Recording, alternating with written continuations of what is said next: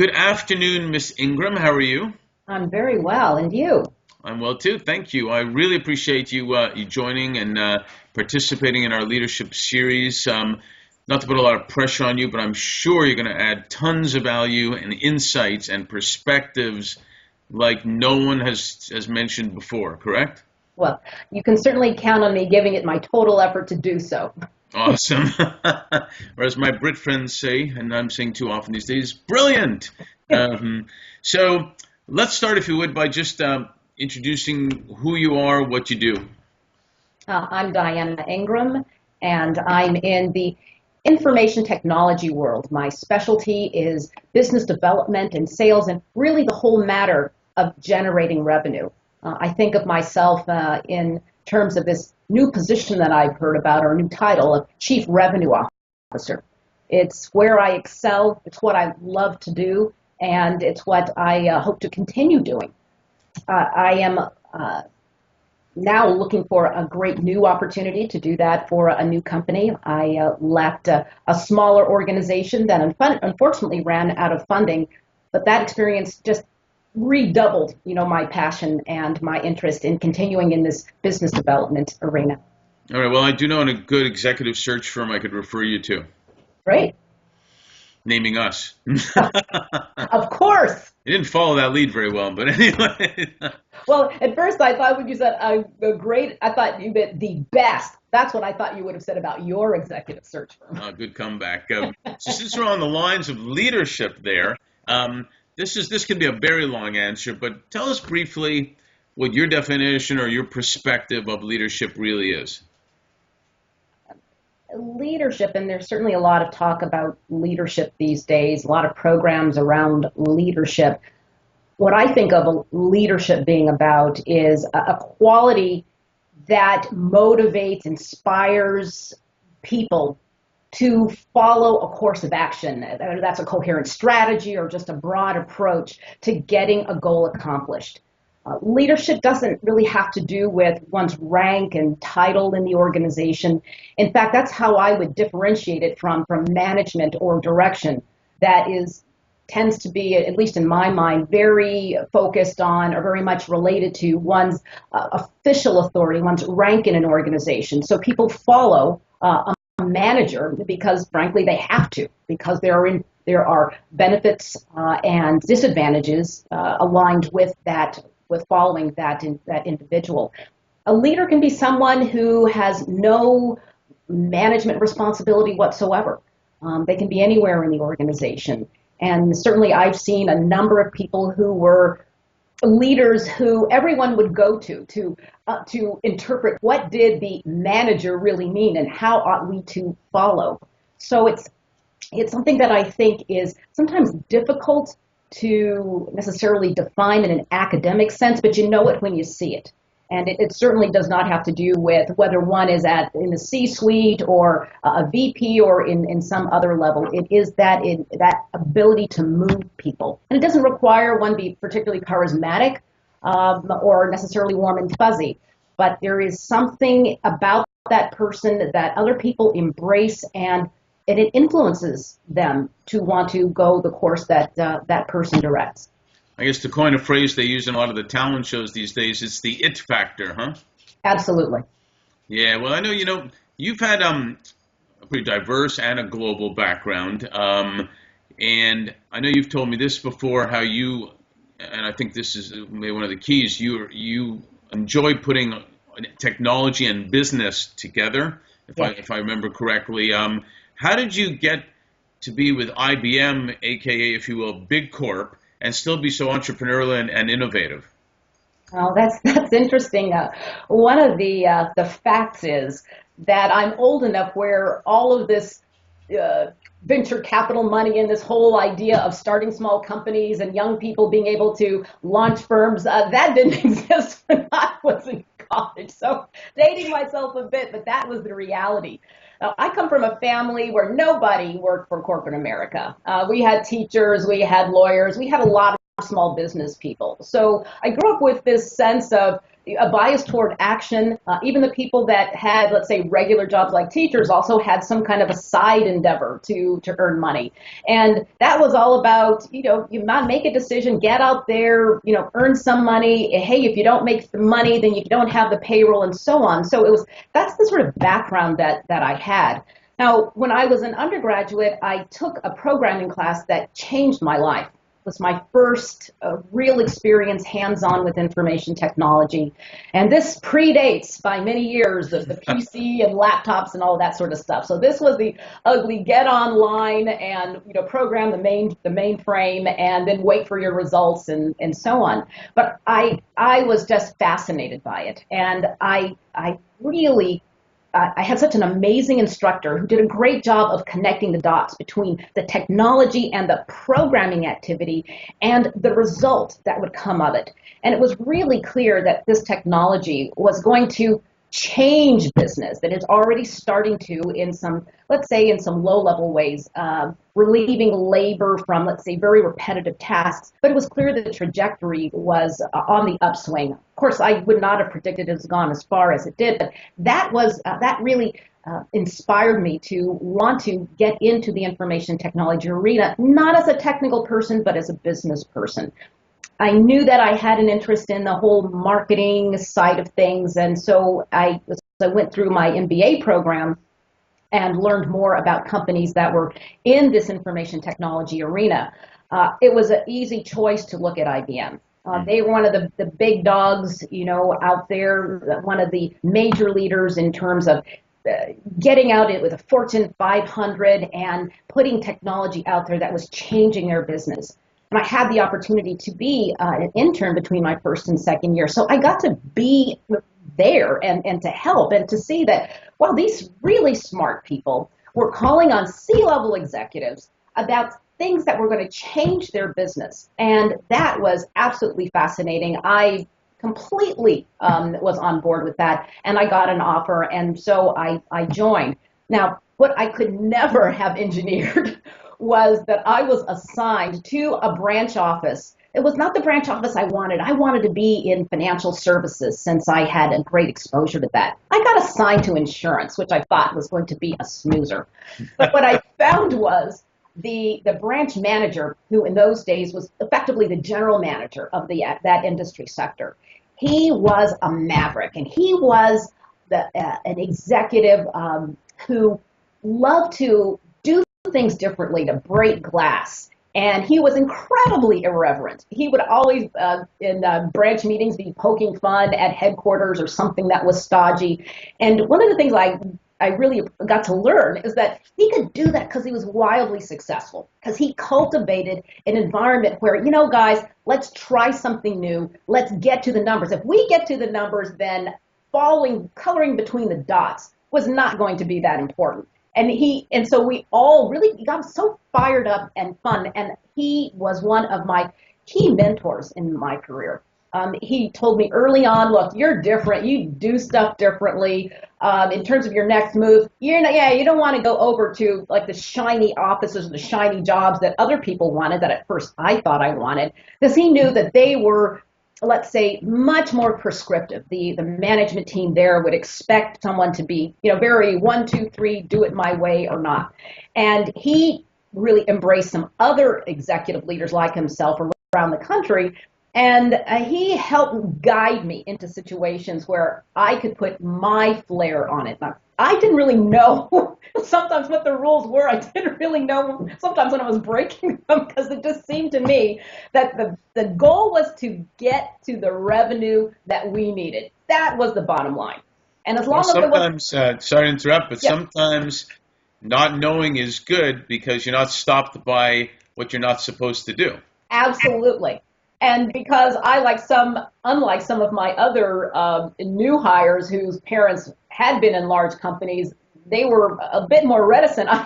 I just did stuff, and it worked out. And certainly I had a number of people assisting. It was certainly a team effort, but I recognized that my youthful enthusiasm at that time. You still have it. Well, thank you. It encouraged some of the systems engineers and other people to help me out in a couple of cases to kind of get me out of a little bit of trouble if I broke some kind of rule I didn't know about. But at the end of the day, I was successful in getting to the revenue results and getting to the customer sat results. And even the customers enjoyed that I was very different from what they thought of as sort of the blue suit kind of a person. And, Yes. and it worked out super well. So this whole idea of entrepreneurial spirit in the corporate environment was something that I had the good fortune of being under the tutelage under when I came into IBM. Frankly, I don't know if I had been assigned to another office if I would have had that same experience. And Yeah, it's kind of funny how sometimes fine line can change a lot of things. And you made me think of a question I wanted to ask you with this, because you said it was always a team effort, but you were doing things differently. And I from that era also. I hate to call it an era, but anyways, where I remember, Big Blue and all that, and we have to, and Deloitte and Touche, we have to wear suits and the whole bit.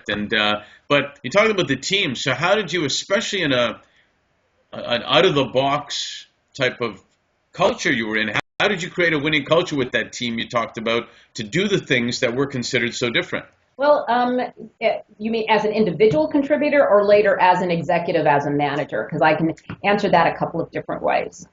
Well, I want to know the way. I want to know, like when you just said, you had your team and you did things differently, and they loved the way you did the things differently, and the vendors loved it too because it was different. But you had a team with you. So how did you create that winning culture in something that, especially then, wasn't so normal Right. to see? Well, let me start first as an individual. When I talk about the team, these individuals didn't report to me. They were my peers. They were in the systems engineering world largely. Some of them were on the administrative team. And one of the things that they took to immediately about me, I just didn't think about it. It just is the way I was brought up and the way I just do things, is I wanted to know what everybody did. And I wanted to be as much of a help as I could to them. I didn't want to cause any problems. I didn't want to be the newbie that, caused them a lot of rework. I caused them a different kind of work, but nonetheless, it was really that I was so focused on we're going to win this business, and we just have to. One of the things that I didn't really understand was at the beginning was that you're supposed to get approval to not only from IBM, which was really no big deal, to bring certain equipment on site to a large account. In this case, it was a very large health insurance account.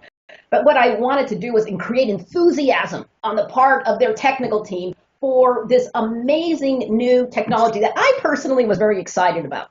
I thought this was the best thing, and I thought this was going to solve their problem. And I knew that if I went to the director of the area, she would probably take a really methodical approach, and it would take a lot of time, and then there would be a long lag. But I got to know some of the programmers and the developers, and I knew that these guys loved to do things kind of on the side. They did things at home. They wrote programs in gaming and all of that. So I thought, well, okay, I think this is a phenomenal. It was a new plasma screen that allowed, instead of having one CRT, really dating myself, you could put 4 images on this beautiful flat panel. So I brought it over there, and then I got the systems engineering team, because somebody had to set it up. I don't know how to set it up, and then connect it to the different systems. So I just told people, this is great stuff. This is so exciting. I think this would be great for this company. And so I got a couple of systems engineers to help me out, bring it over there, let's set it up, and then put it in a space, and then just kind of dropped a hint to some of the members of the programming team. Oh, here's something just really interesting. I don't know. I knew they would love it. And they did. And they started writing code for it. And then on its own, people started wanting more. And then purchase orders started coming in. And to make a long story short, because I had the help, the technical help of these other people on my team, who, by the way, didn't really know that I hadn't really asked our manager about it. It didn't occur to me. I just thought this would be a great idea. We brought it over there, and we ended up selling dozens of these things. And then the director of our customer, she was amazed, like, where did this thing come from? I don't remember authorizing anyone to put it here. So it was little things, but we sold a bunch of them. And once it was there, and then it started, showing up, and then people said, "This is so cool." And then then kind of after the fact, there was a justification, and then the appropriate things got done. But at 25, I just thought, what is going to be good for the client, and what's going to be good for the IBM company? And what a novel sorry to interrupt. What a novel concept. Speaking of leadership and creating winning culture, what a novel concept about having passion, respecting what other people do because you wanted to know what they did, creating opportunity, creating something new, and actually taking care of the client. You wouldn't think that that's actually something that should be new. You would think that's something that should be obvious, right? Right, and just did it. So that was one of the things that I had to, just start at least becoming aware of, because those lines just weren't clear to me. What our top manager, our branch managers instilled in us is we are the best. There is nobody better than we are at taking care of these customers, and that's what we're going to do. And he made such an impression on all of us that, at least for me, that's all I could think of was, we have so much to offer. We can make these quotas. It's not about whether we can make it. Of course we can make it. We can make it in a way that helps them drive their business, and that's our job. And so I have a question. Just have to try to get a word in edgewise here. But so we do a lot of work also with boards. So if you're looking at a board, or if you're a board looking at yourself, where do you think you'd be the right fit for a board of directors? Well, I have been on several boards of directors of nonprofits. I'm currently on two board of directors right now. And I believe that, there's just simply got to be a great fit. I bring 100% to whatever it is I do. So I need to have an affinity for the business, the mission, of that organization. That's really important. And I have a number of interests in the, let's say, in the community service nonprofit, arena that revolve around allowing people a level playing field to take care of themselves, around children, and around the environment. Those are three, and women, empowering women. Those are probably the four major things that I look for. Not to say there may be some really interesting areas that a nonprofit might cover that I haven't considered. But I think about, what is it that aside from, am I personally interested and passionate about that? Is there something that organization needs that I can deliver? What is it that they need that I can make a contribution to achieving? If there's nothing, then it will be a wonderful learning experience, but ultimately not fulfilling for me or for them if there's nothing there. So I look for areas that touch my expertise, that touch my experience. In a specific example of Goodwill of California, they were looking for different voices. I'm the only person on the board that comes from an information technology background, which made me the instant favorite of the CIO over there. And I'm and I have experience, along with one other newer board member who joined about the same time I did, in services, in delivering services to the commercial marketplace. Plus, I have a lot of experience in terms of strategic development in the nonprofit space. It turns out every time I join a nonprofit, very quickly they ask me to join the strategic planning committee, which I always tell them I've done that and I'd like to do something different. And they always end up saying, yeah, and then inviting me to join that. And one of the reasons is that I have been very, very good at not only being able to help create a doable strategy, but also to help execute it, to figure out how do we put resources and processes around that endeavor. So I look for organizations that are looking to build a revenue, that are looking to build a presence in a new place, or are at a point where they need to rethink their strategy. Well, I think, I work with a lot of growing companies, and I think the diversity of that, because some people are good at governance, some people are good at different things, and they're all looking for the expertise you're talking about. So let me ask you another question. Young up and coming leaders, today, based on your experience of what we just talked about?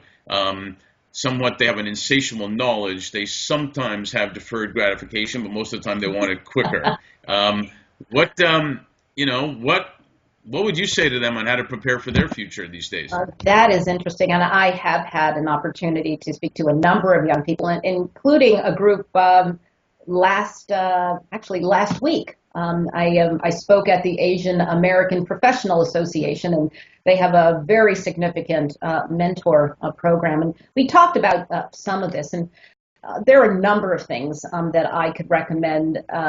And certainly, with specific industries relative to the IT space, there are some very specific things that I would recommend. But at a general level, one of the things is to remain thirsty and know that you never know it all. You've got to continue to invest in yourself, continue to learn. You may be the master of something now, but things change so quickly. So, and there will always be someone that knows more than you about it. So stay current and also take the time to become well-rounded. Learn more than just about your particular space. Learn a bit more about what your organization does if you're in a larger company, so that you're not so narrow in your understanding. But one of the things that I really believe in, and here is an area that a lot of people are writing books about. It's on strengths. Is you got to double down on what you're strong in and what you have a natural affinity for, what you do well. You'll never be as good at something that is a weakness or an area that isn't a strength as someone where they have a natural aptitude for it. It just, you can try all you want, but you're better going for the things that you do naturally, the areas you have real genius potential. And related to that, and yet different, is this whole matter of teaming and networking. And networking is so critical. The areas that one is strong in, that's great. You want to know other people that have that similar strength, but as important or more important, you also want to network and collaborate and get to know people that have strengths that complement yours. Where you're weak, you can then, have a network that you can reach out to that can help shore up areas where you have a blind side or you may not be as strong. And that whole networking area calls on social skills. And it's an area that, frankly, just looking at some of my nieces and nephews, I think is an area that a lot of young people really need to focus on. Being able to communicate with other individuals, not over a mobile phone. Text. It's exactly. Well, it's amazing actually, real quick, it's amazing actually how many seasoned people also thought they networked, but they were so busy working that they didn't network real relationships also as well. So we find that too. But I think that's spectacular advice, especially about what your affinity is, what your passion is. Some little personal questions here. Not too personal, but somewhat personal. If I remember, you said you do not have any pets, right? At this point, right? I do not, no. Oh, Maybe. there will be at some point. Okay. It has, dogs, I love dogs. I like cats. I'm allergic to many cats. But dogs, they're like people. They need relationship. You got to take care of them. And if you're going to be traveling and away from them, that's not fair. Yep. Well, that's how we started this program called Pets and Their Executives. I may have told you, and it's going to be very interesting. So coming to a theater near you, as they say. Do you have a favorite activity or sport you like? There are just so many fun things to do out there. The things I enjoy doing in that sort of the sporting area, I love the whole area of fitness. And I love going to the gym. And there I indulge in yoga, not the contemplative type, the kind that's almost like gymnastics. It's great workout. Also enjoy light weight training and Zumba and that whole cardio, those sorts of things. I find it's a great way to stay in shape, but also I find it's very good for my concentration. It is. How about, do you have a favorite movie or TV show or Broadway show? No, I like can't that? say I do. There's so many different kinds of films that I enjoy. I have a particular bias toward the independent movies and a number of foreign films I enjoy very, very much. Pretty good at reading subtitles really fast. But on the TV front, There are a couple of shows just recently that I just think are phenomenal, and none of them are particularly current. One is Luther, which is a BBC series that I think there were 2 seasons of it, and it's available on Netflix. And I hadn't seen it. I've heard people had talked about it, and I binged on that. And then House of Cards, which I thought was absolutely fascinating. And I find the commonality, between those two shows is just the complexity of the characters and the situations they find themselves in, and the surprise element. There's always something that surprises you. So. Oh, it's a House of Cards. How about music? Do you have a favorite No, music? I love classical as a result of 12 years of playing classical piano as a kid. And I did that because I wanted to play jazz piano. And I never quite graduated because I enjoyed classical so much, but I love jazz. I love R&B, and I love different kinds of international music. Certain stars like Cesaria Evora or Luis Miguel or Ivete Sangalo, and really, really different, but upbeat, either really upbeat or moody or kind of sad. It's too bad you don't have a personality. How about Favorite food? Not, I can't say I have a favorite. Depends on my mood, but I will admit to being an addict of chocolate. Very picky about the chocolate. Oh, that's right. I forgot. Shake hands. Love that chocolate.